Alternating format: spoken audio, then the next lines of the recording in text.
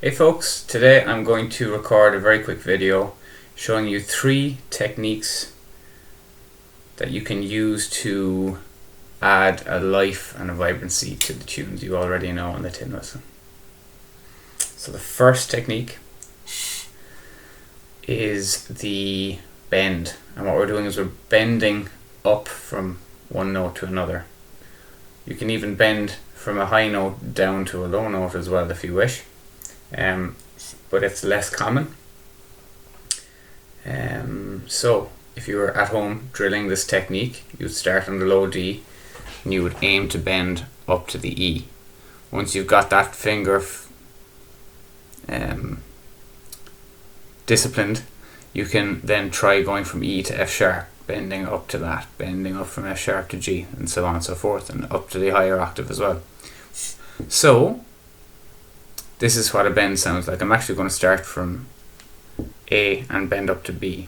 Before we do that, I'm going to play it straight. So I'm just going to play A and then B with the increment that the tin whistle offers.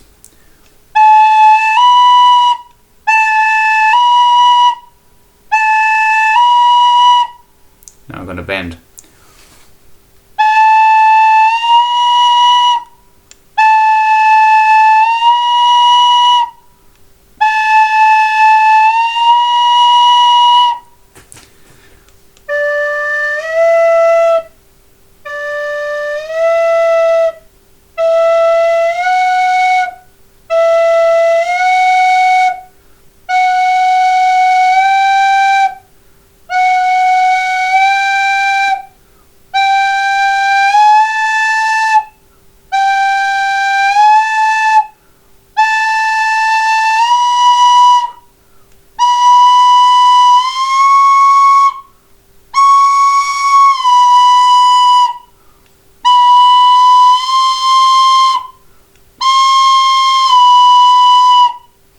So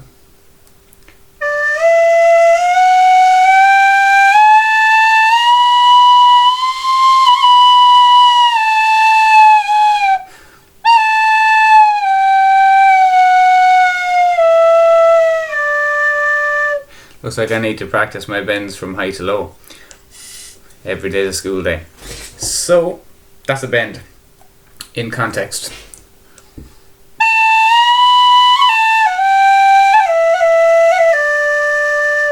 Now there's some other fluttery stuff going on there as well. They're called cuts, and we will get to them next.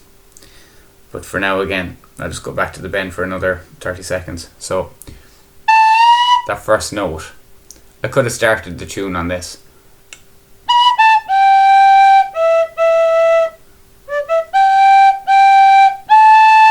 That's just straight shooting those notes. But now I'm going to use a bend and the cut that we've yet to learn, just to put it again, get your ear used to it.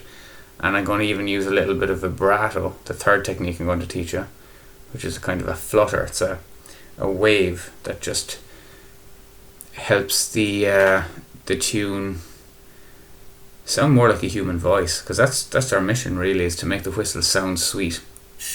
And there's nothing sweeter than a human voice, especially in that range. Bend. It's a quicker bend, slower bend. Way too slow. So this is where intuition comes in, and instinct and practice.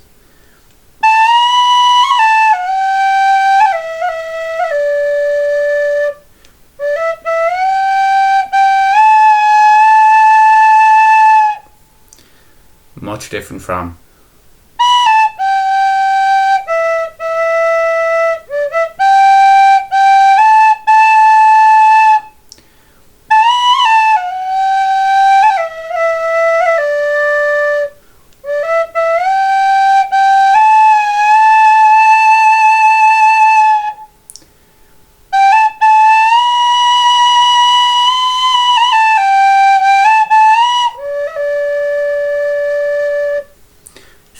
bend.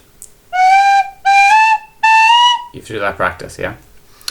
Then we've got cut. A cut, to the best of my knowledge, is just it's adding a note in between the two notes that you're reading off a sheet or that you're aiming for.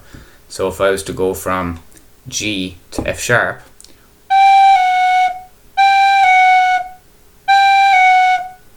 I might throw in a very quick A, which is the note above G on the tin whistle. Do, do, do, just to give it a bit of spice. Did you catch it? This is me playing it straight. No ornamentation.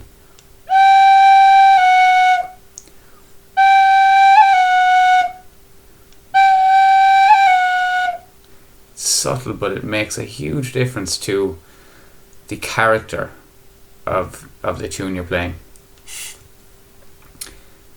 Then to practice that, you would start maybe down here.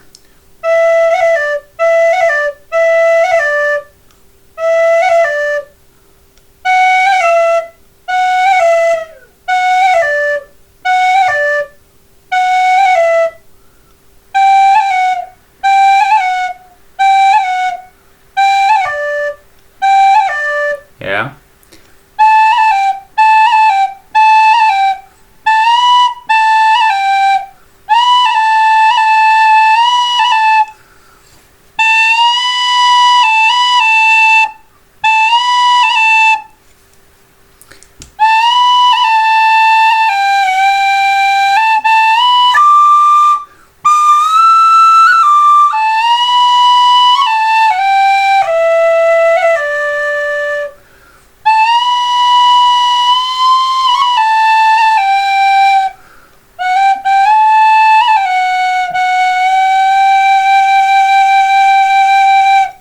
Bit of a vibrato at the end. So you've got your bend, your cut,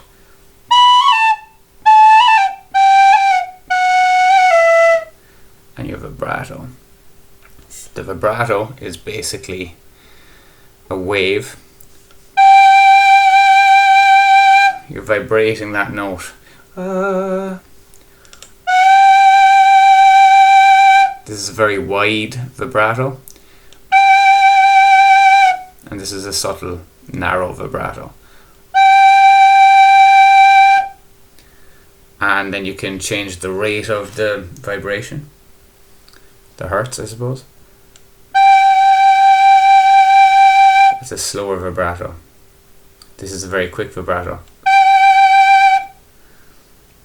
Again, it comes down to your own style and how you want to ornament the tune. This is all ornamentation here now. So if you've gone away and learnt a simple trad tune,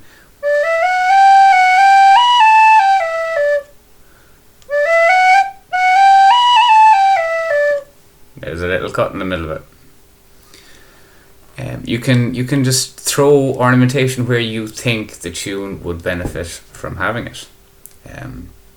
It's what makes it really is the sauce. It's the special sauce. You know, we can all learn tunes off of the internet and find tin whistle notes and sheet music or tablature or whatever, however you read music, or what you could be listening by ear to a learner's CD.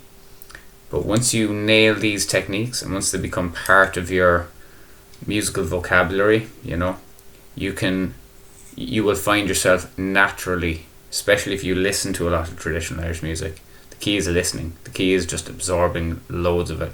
Put on a Spotify playlist or find some musicians you really resonate with, or that resonate with you, should I say, and listen to what they're doing. You know, for me it was Martin Hayes on the fiddle, it was Steve Cooney on the guitar, Matt Malloy on the flute.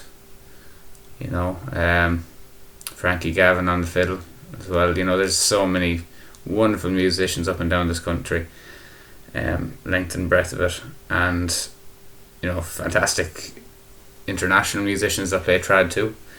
So I hope this video helped. I hope you see the benefit of practicing these techniques. Again, I'm nowhere near a professional when it comes to tin whistle playing, but these are things I've picked up over the past year or two, and I wanted to share them. And I'm sure there's other great videos of really competent whistlers out there that you would benefit from finding. But I just wanted to give you my little window into traditional Irish ornamentation on the whistle for beginner intermediate students. All the best.